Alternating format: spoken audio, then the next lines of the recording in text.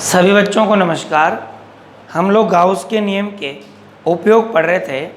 Total इसके मैंने आपको 6 उपयोग बताए थे और 6 में से 3 उपयोग हम पढ़ चुके थे। आज हम गाउस के नियम का चौथा उपयोग पढ़ेंगे। तो आप लोग जल्दी से आर.के. क्लासेस कोटा चैनल को सब्सक्राइब कर दीजिए और इस चैनल को लाइक कर दीजिए। आज हम गाउस के नियम का चौथा उपयोग पढ़ने वाले हैं। समरूप आवेशित गोलीय कोश यानी कि खोखला गोला के कारण विद्युत क्षेत्र की तीव्रता। तो यहाँ खोखले गोले या गोलीय कोश से मतलब है जैसे खोखली गेंद हो या फुटबॉल हो, ये खोखले होते हैं, इन्हें हम खोखला गोला मान सकते हैं। तो इसके कारण हमें विद्युत क्षेत्र की तीव्रता का मान ज्ञात करना है। तो सबसे पहले हम एक खोखले गोलीय कोश की हम कल्पना करेंगे। इसका केंद्र हम O मान लेते हैं और इसकी त्रिज्या कैपिटल R मान लेते हैं। इस खोखले गोलीय कोश को मैंने Q आवेश दिया। अब देखिए, जब किसी गोलीय कोश को खोखले गोले को हम आवेश देते हैं तो वो संपूर्ण आवेश उसकी बाएं सतह पर समान रूप से वितरित हो जाता है। तो जो भी आवेश हम इसे देंगे वो संपूर्ण आवेश इसकी इस बाएं सतह पर एक समान रूप से वितरित हो जाएगा, फैल जाएगा। इस तरह से संपूर्ण आवेश इस बाएं सतह पर समान रूप से वितरित हो जाएगा। अब इस गोलीय कोश का पृष्ठीय आवेश घनत्व सिग्मा मान लेते हैं। इसका पृष्ठीय आवेश घनत्व सिग्मा होगा। सबसे पहले हम इस गोलीय कोश का पृष्ठीय आवेश घनत्व निकालेंगे। तो मैंने लिखा पृष्ठीय आवेश घनत्व। पृष्ठीय आवेश घनत्व हम सिग्मा से लिखते हैं और इसका फॉर्मूला होता है आवेश अपॉन क्षेत्रफल। इसका फॉर्मूला होगा आवेश अपॉन क्षेत्रफल। आवेश हमने Q माना है, क्षेत्रफल इस गोलीय कोश का पृष्ठीय क्षेत्रफल। तो खोखले गोले का संपूर्ण पृष्ठीय क्षेत्रफल होता है 4πr²। अब 4πr² को इधर सिग्मा से मल्टीप्लाई करेंगे तो हमें Q की वैल्यू मिल जाएगी 4πr² sigma, equation number first. इसे हम दे देंगे इक्वेशन नंबर फर्स्ट दे देंगे। अब इस गोलीय कोश के इस केंद्र से स्मॉल r दूरी पर मान लीजिए P बिंदु स्थित है। इस P बिंदु पर हमें विद्युत क्षेत्र की तीव्रता का मान ज्ञात करना है। तो इसके लिए हम क्या करेंगे, O को केंद्र और इस स्मॉल r दूरी को त्रिज्या मानकर एक काल्पनिक गाउसीय पृष्ठ की हम कल्पना करेंगे। इस r दूरी को त्रिज्या मानेंगे, O को केंद्र मानेंगे और एक काल्पनिक गोले की हम कल्पना करेंगे या रचना करेंगे इस तरह से। ये जो काल्पनिक गोला हमें प्राप्त हुआ ये गाउसीय पृष्ठ कहलाता है। इस गाउसीय पृष्ठ की हमने कल्पना करी। अब इस P बिंदु पर विद्युत क्षेत्र E वेक्टर पृष्ठ के बाहर की ओर होता है लंबवत।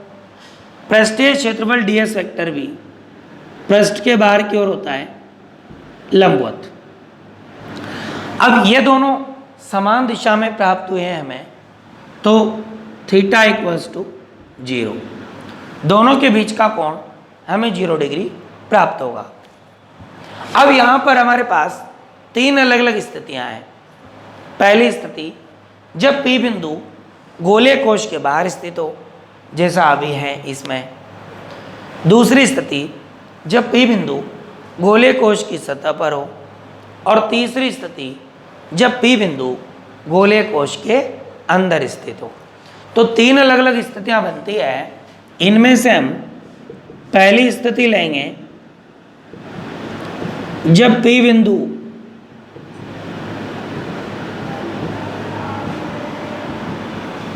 गोलीय कोश के बाहर स्थित हो। अब देखिए P बिंदु इस गोलीय कोश के बाहर है, तो इस केस में स्मॉल r बड़ी है कैपिटल R से, यानी हम लिख सकते हैं small r greater than capital R, ऐसा हम लिख सकते हैं। अब हम लोग गाउस का नियम लगाएंगे। गाउस के नियमानुसार इसमें हम गाउस का नियम लगाएंगे। तो मैंने गाउस का नियम बताया था, total integration of a vector dot ds vector equals to sigma Q upon epsilon 0। यही था गाउस का नियम। और ये गाउस का नियम हम लगाते हैं वायु या निर्वात के लिए, वायु या निर्वात के लिए लगाते हैं। तो टोटल इंटीग्रेशन ऑफ, आप जानते हैं डॉट हटाएंगे तो कॉस आ जाएगा, कॉस थीटा, थीटा की वैल्यू उधर देखिए 0 degree, sigma Q upon epsilon 0। ई कांस्टेंट है, बाहर निकाल लेंगे। Total integration of ds, cos 0 की वैल्यू 1 हो जाएगी, 1 हमें लिखने की जरूरत नहीं है, सिग्मा क्यू अपॉन एप्सिलॉन 0। इसे हम देंगे इक्वेशन नंबर 2। अब देखिए हम क्या करते हैं, यहाँ पे हमारे पास टोटल इंटीग्रेशन ऑफ ds, इसका मतलब क्या है? ds का मतलब है क्षेत्रफल, टोटल इंटीग्रेशन का मतलब है संपूर्ण पृष्ठीय, संपूर्ण टोटल, तो इसका मतलब हो गया संपूर्ण पृष्ठीय क्षेत्रफल। ये जो गाउसीय पृष्ठ है, काल्पनिक गाउसीय पृष्ठ, इसका संपूर्ण पृष्ठीय क्षेत्रफल, काल्पनिक गाउसीय पृष्ठ की त्रिज्या r है स्मॉल r, तो इसका संपूर्ण पृष्ठीय क्षेत्रफल होगा 4πr²।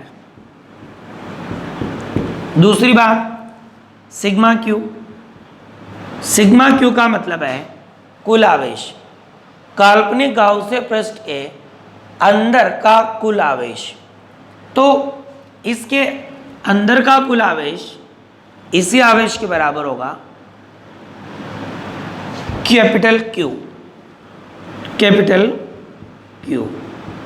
तो अब ये दोनों वैल्यू वापस हम इक्वेशन नंबर 2 में रखेंगे इसमें। तो इक्वेशन 2,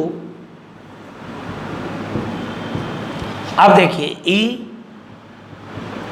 इसकी वैल्यू रख देंगे 4πr², और सिग्मा क्यू की वैल्यू रखेंगे हम Q अपॉन एप्सिलॉन 0। ठीक है, अब देखिए हम क्या करने वाले हैं।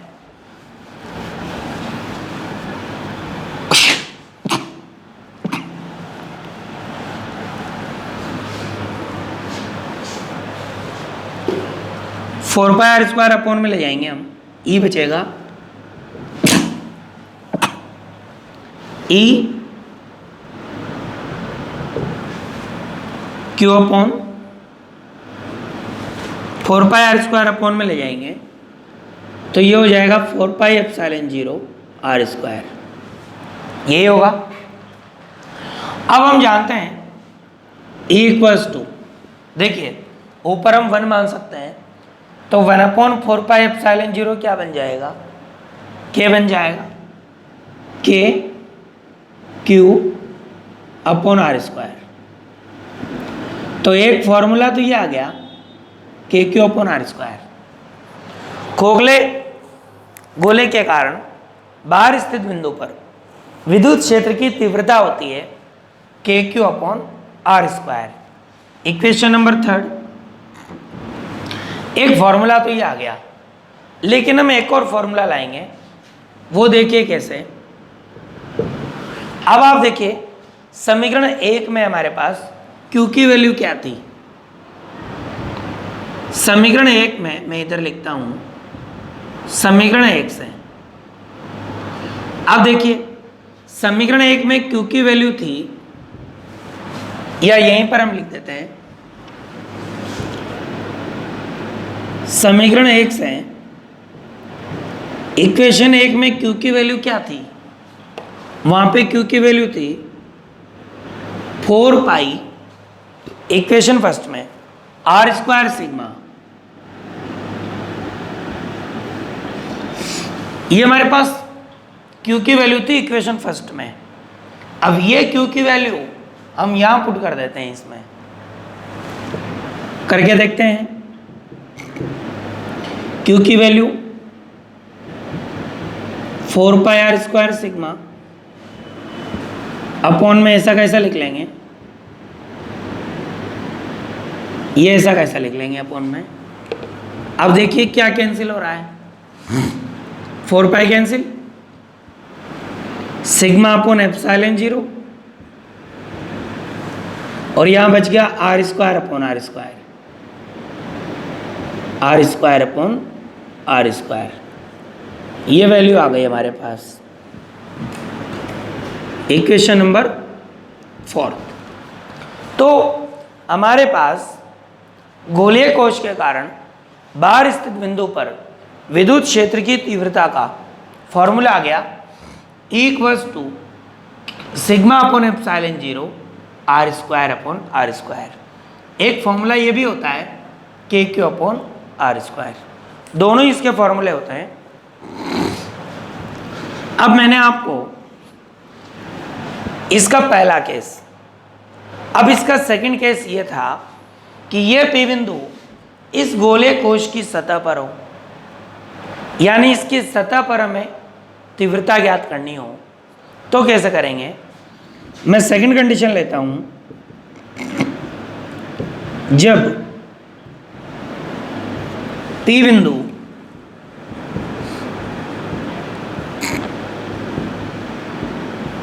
गोलीय कोश की सतह पर स्थित हो।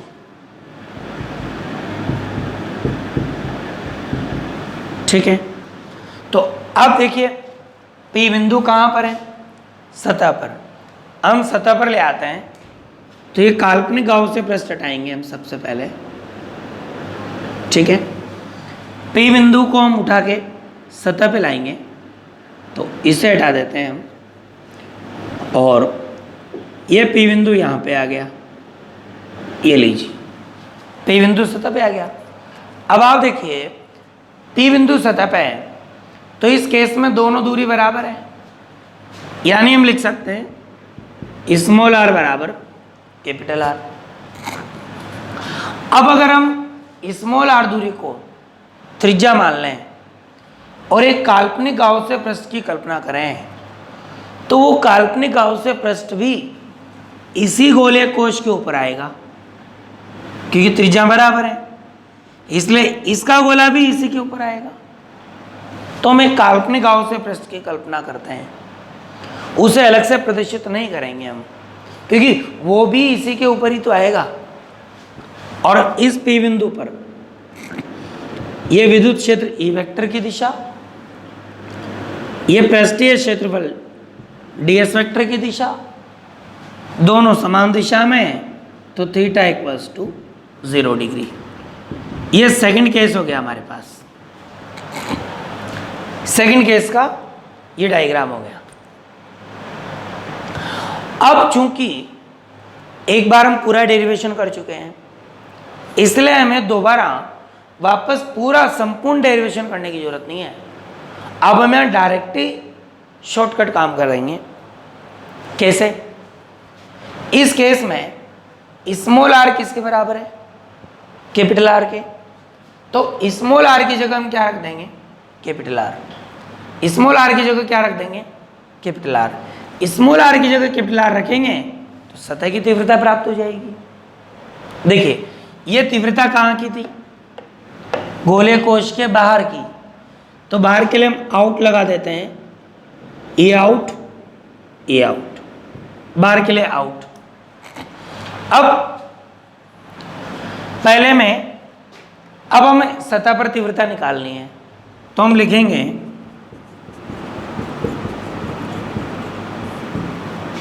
चूंकि गोलीय कोश की सतह पर r बराबर r होता है, सतह पर दोनों दूरियां बराबर है, अतः गोलीय कोश की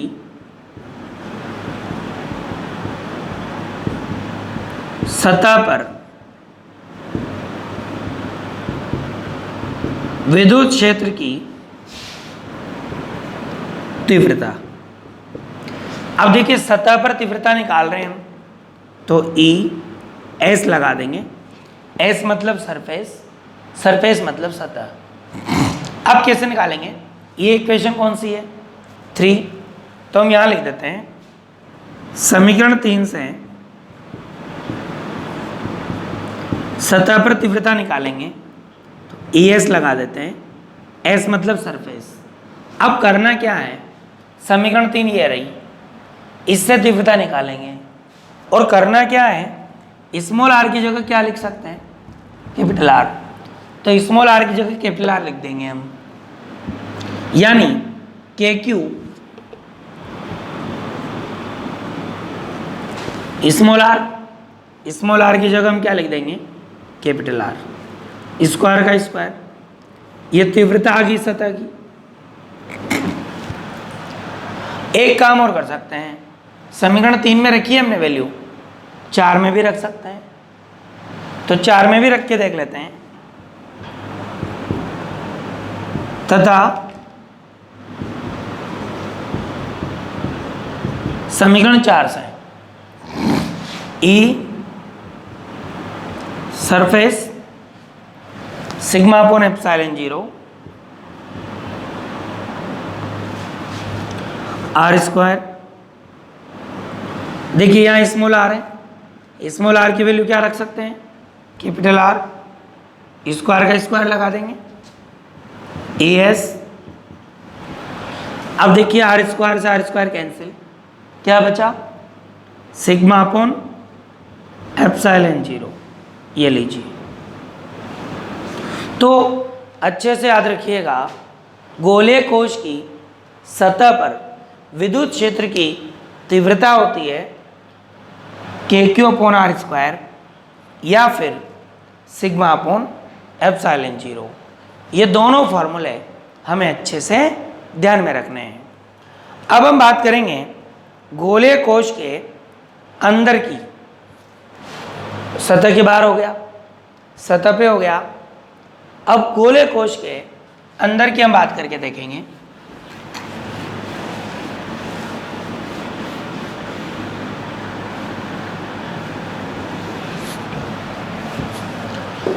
तो थर्ड कंडीशन हम लेते हैं, थर्ड पॉइंट, जब P बिंदु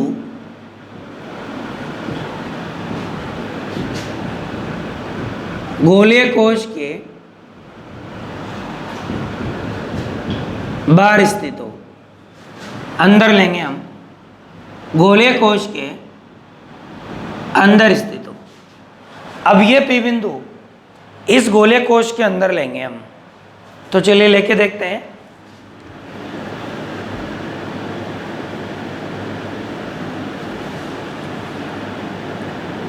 ये लीजिए और ये P बिंदु। आप देखिए ये स्मॉल आर डिस्टेंस है हमारे पास, ठीक है भाई, और ये P बिंदु। अब P बिंदु हमने गोलीय कोश के अंदर ले लिया, तो आप देखिए स्मॉल आर छोटी हो गई, कैपिटल आर बड़ी है, यानी capital R greater than small R. इस केस में कैपिटल आर बड़ी हो गई, ये थर्ड केस बनेगा हमारा थर्ड। अब हम क्या करेंगे, इस ओ को केंद्र मानेंगे और स्मॉल आर दूरी को त्रिज्या मानेंगे और एक काल्पनिक गाउसियन पृष्ठ की कल्पना करेंगे। इस तरह से काल्पनिक गाउसियन पृष्ठ की हम कल्पना करेंगे।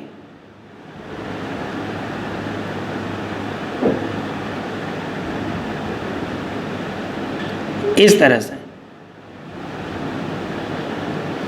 अब इस P बिंदु पर विद्युत क्षेत्र,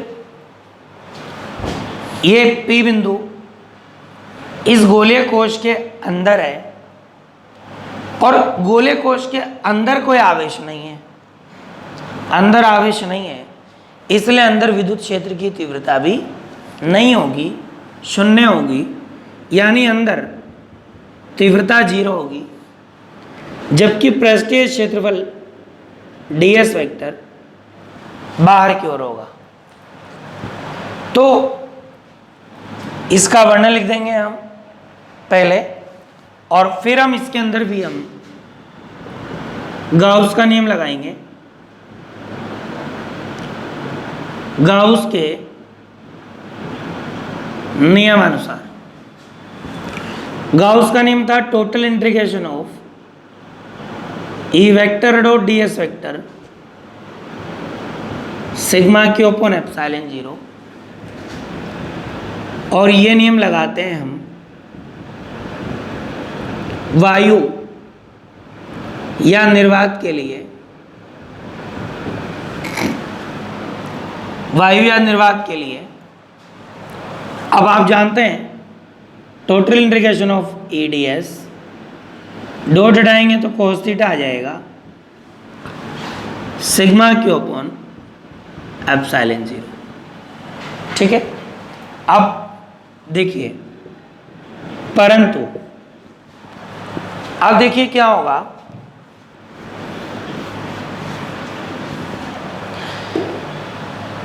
ये जो काल्पनिक गाउसियन पृष्ठ है, इस यहां तक तो कोई आवेश ही नहीं है, क्योंकि जो भी आवेश है वो बाहर है, गोलीय कोश पर आवेश है,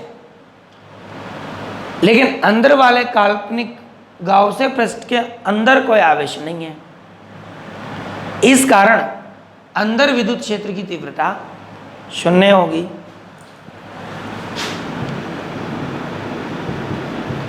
काल्पनिक, इस बात को हम लिख भी देते हैं, गाउसियन पृष्ठ के अंदर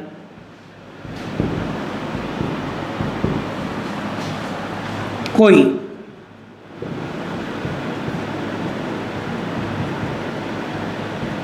आवेश नहीं है, अर्थात इस काल्पनिक गाउसियन पृष्ठ के अंदर कोई आवेश ही नहीं है, आवेश नहीं है, तो सिग्मा क्यू की वैल्यू क्या हो जाएगी, 0। सिग्मा क्यू की वैल्यू 0, क्योंकि इसके अंदर कोई आवेश नहीं है। क्यों नहीं है?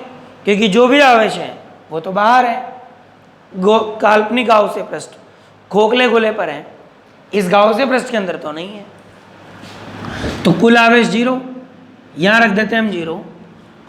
ई कांस्टेंट है, बाहर ले लेते हैं, कॉस थीटा की वैल्यू हम 0 रख देते हैं।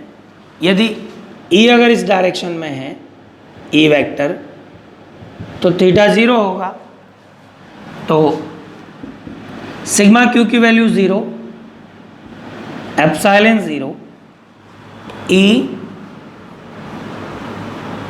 Total integration of ds, cos 0 की वैल्यू 1 हम लिखेंगे नहीं, तो 0 में अपॉन 0 अपॉन एप्सिलॉन 0 करेंगे तो 0, देन ई इक्वल्स टू, ये 0 में जाएगा तो 0, तो ई इक्वल्स टू क्या मिलेगा, 0। इसका मतलब तीव्रता कितनी आ गई, 0, अंदर गोलीय कोश के अंदर, अंदर के लिए हम इन लगाते हैं, इन अंदर। इसका मतलब गोलीय कोश के अंदर विद्युत क्षेत्र की तीव्रता का मान 0 होता है।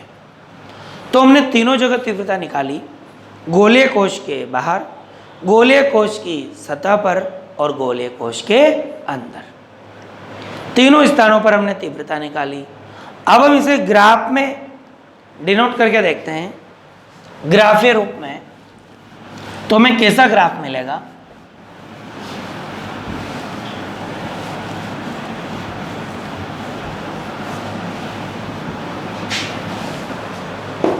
देखिए,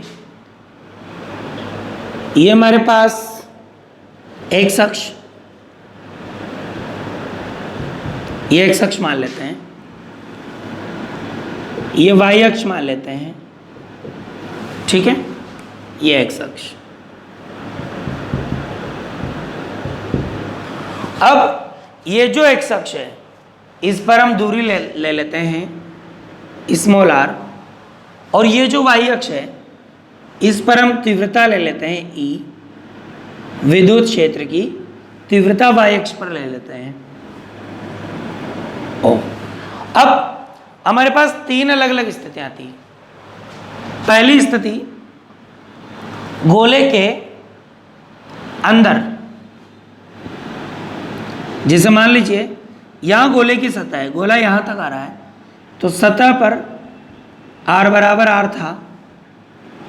सतह से पहले ये गोले का केंद्र है, केंद्र और सतह के बीच में अगर हम देखें तो कैपिटल R बड़ा था, स्मॉल r छोटा था।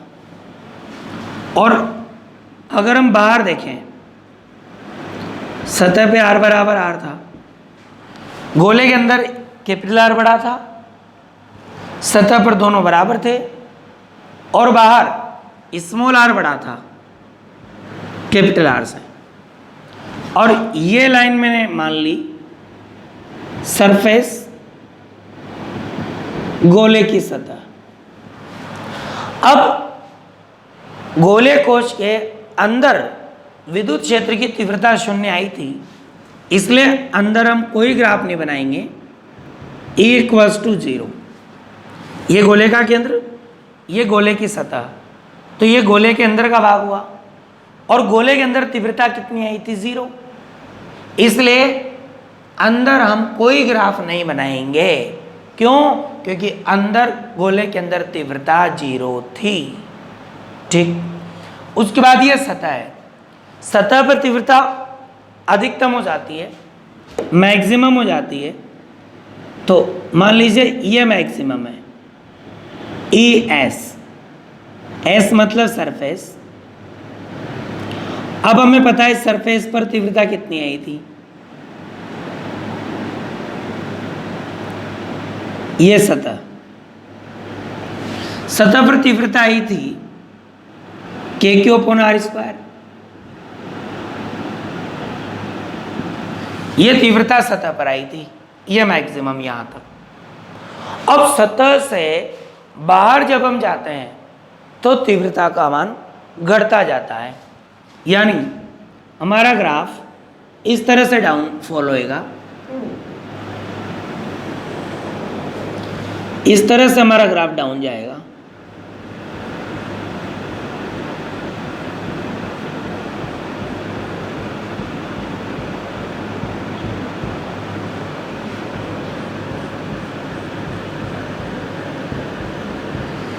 इस तरह से, और बाहर E आउट, आउट मतलब बाहर, और गोले के बाहर E out proportional to 1/r²।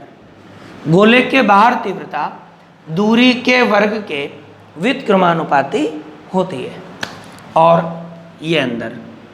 तो आप लोग देखिए, गोले के अंदर विद्युत क्षेत्र की तीव्रता 0 थी, सतह पर तीव्रता अधिकतम थी, मैक्सिमम, और सतह से जब हम बाहर जाते हैं गोले कोश के बाहर, तो तीव्रता का मान घटता चला जाता है, यानी E = 1/r²।